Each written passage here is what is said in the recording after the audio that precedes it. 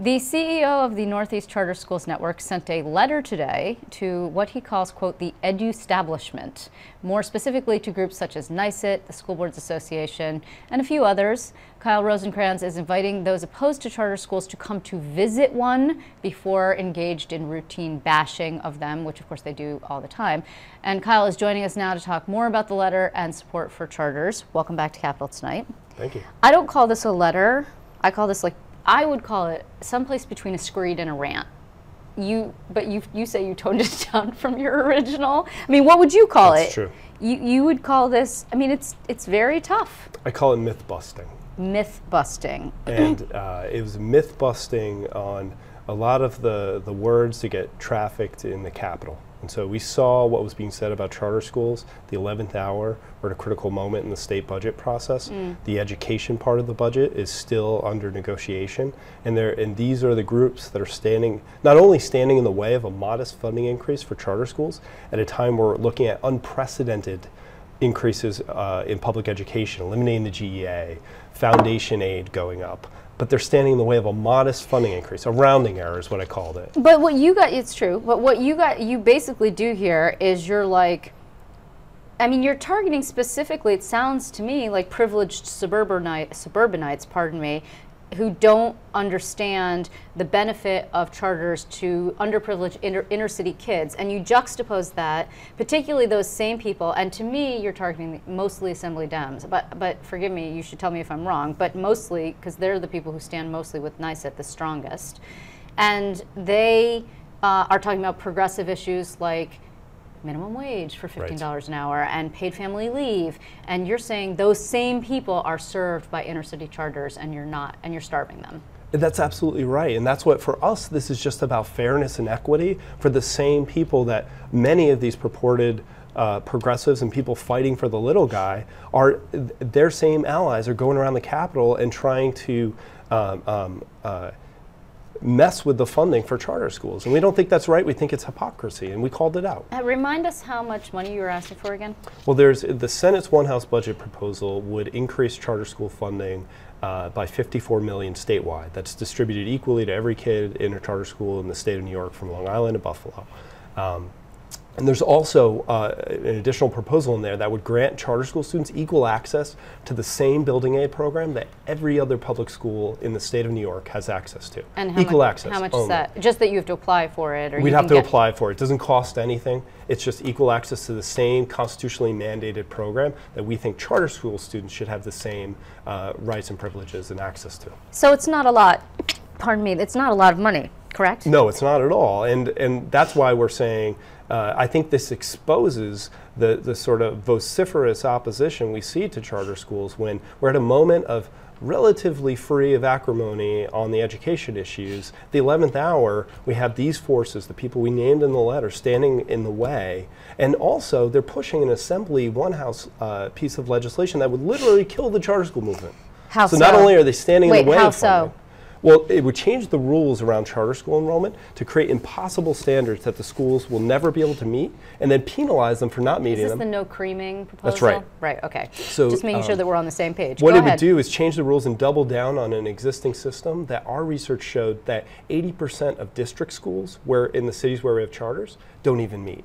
So the standard itself is broken. We need to blow the thing up, reset the policy, instead of doubling down, which is what the Assembly's proposal would do, and ultimately kill these schools. So, it's interesting. I mean, first of all, what's the response been to this? It's still early. Our members are fired up and they're concerned about literally the fate of their school.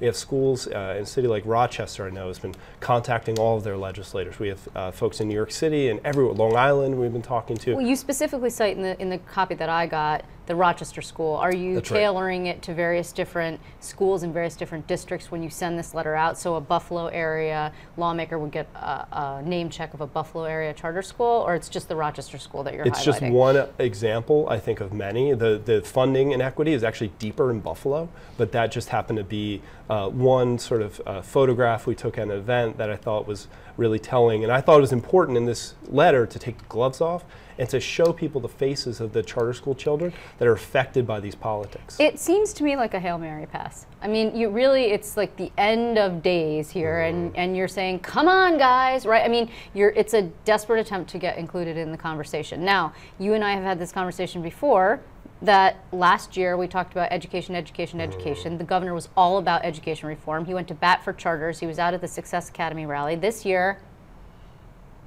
yeah, crickets. And he's focused elsewhere. I mean, and you couldn't even get anywhere when he was the champion, right? I mean, you got some stuff and some funding increase, but you didn't get what you're seeking now, which you were seeking last year as well.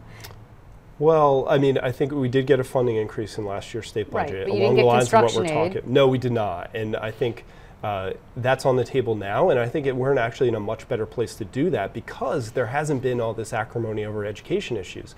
What we have are very modest proposals. There's no attention to education issues. Well, there's a lot of proposals on the table that would be material and meaningful to the charter school students I talked about in this letter. So I actually think that the lack of the big fight is actually an opportunity, and that's why it was so quiet to date. Now we're at a moment where we want to make sure that lawmakers, that these advocacy groups that oppose charter schools, everybody's on record as to the impact of these proposals. Is it possible that you could do anything in the post-budget? I mean, really what we're talking about is funding, and funding is a budget issue. I mean, now the thing about the creaming, that's a policy issue, so you could deal with that post-budget if I'm not mistaken. But that's something you want to kill. That's not something you want to advocate for. That's right. So is this your last shot until next year? Well, I think I don't know that lawmakers have strictly adhered to the distinction between policy and budget items in the past, and I think I wouldn't assume that that would change. That being said, I think the Assembly legislation is 11 pages of anti-charter screed, and it's not salvageable in any way. So we think it should just be killed once and for all, and there's no real negotiation or salvaging of that bill. How much of this do you think actually really has to do with the fact that it's an election year? I mean, again, you're having difficulty getting your voice heard, and when at a time when everybody's running for re-election, everybody's desperate to get out of Albany. They're not doing so great in terms of the budget, but you know they're going to get there at some point. And you have the Senate pushing for GEA, and you have the Assembly pushing for more foundation aid, and just generally speaking, and charters sort of get lost in the mix there. And NECSN is very powerful politically. Well, I think we have two strong allies in the governor and in the Senate. And both have put forward proposals that would benefit charters, and they're sticking to them. So what we're asking is our schools, our parents, our teachers to reach out to their assembly members and let them know how harmful the legislation that was introduced by that body would be for their schools. And you're not hearing any response yet in terms of this. I mean, again, people's attention is elsewhere, right? And so they're not really paying that much attention. And there's a lot going on here, and you're trying to mobilize. And I've also spoken to some other folks who are allies with you upstate who are trying to register parents to empower them and get them involved in the voting. We saw voter drives, for example, in Buffalo, organized by a charter school movement. That said, you can't match the political prowess of the teachers union.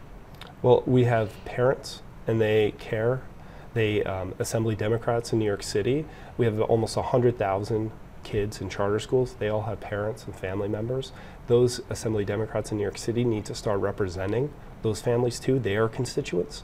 And we have places in Brooklyn and the Bronx where we have almost half the kids in charter schools in those districts. That is real. Those are real numbers of people. And part of this process is to make sure that the Assembly Democrats start representing those families too.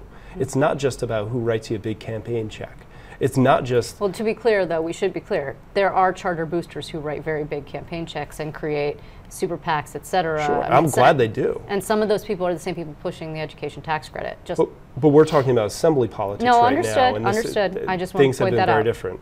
And there, you know, I think there are numbers of charter school families. We have them in the cities. So that's where we have the most charter schools in the first place. So it's time for those assembly members to step up and represent their schools. Some do, but we need more. Okay. Well, you've had your say here at the very least, so people are hearing you. Kyle, I thank you so much for your time, as always. Thank you.